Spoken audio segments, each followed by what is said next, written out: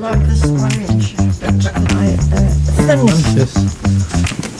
Okay, thank you very much. So, Guglielmo, do you remember your first IFA Congress? And what made it a memorable experience?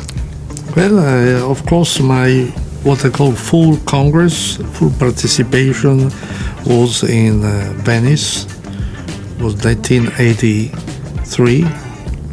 The topic was tax avoidance, tax evasion. I contributed to the technical preparation. It was very excited because I met a lot of people. I was very young at the time, so I met practitioners, tax professors, tax officials. One very well-regarded member of the Treasury, Professor Stanley Sarre.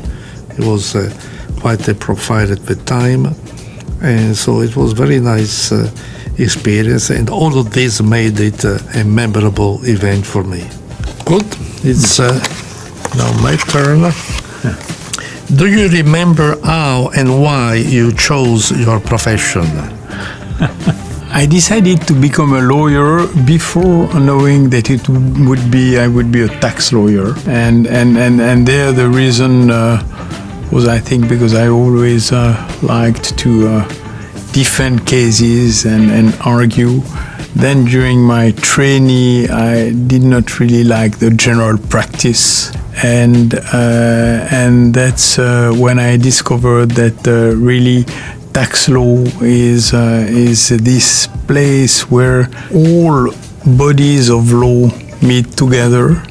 It's almost as if it's only at the end of the reasoning that you have to add the tax element to draw tax conclusions. Then I decided to go into tax law because I had the impression that it's really the place in tax, in laws, where you can be imaginative. You can always, rethink the basic concepts. Always think of using other bodies of law in your tax analysis. So this multi-phase analysis, I found this very attractive, and I've been practicing for 30 years now. Yes, well, Guglielmo, what are the priorities of IFA for the next 3 years? Well, very good question. Priority. First one is to establish a stronger cooperation between the branches themselves at the regional level. All members realize the importance of the regions. We have regional conferences, and that requires the branches to cooperate more, which we already obtained as a result in the last 3 or 4 years. And the evidence is given by the regional meetings that we have. The next one in Lausanne, which is coming shortly. And the second is to have a traveling lecture program, which we are having right now, to enhance the global nature of our organization. The third one is a project which we need to study and address, which is an educational program for tax officials, which will require some preparatory work and which might be launched in 2 or 3 years from now, but requires a lot of attention, and that could contribute to establish a good, strong relation between IFA members in practice and IFA members in academia and in governments.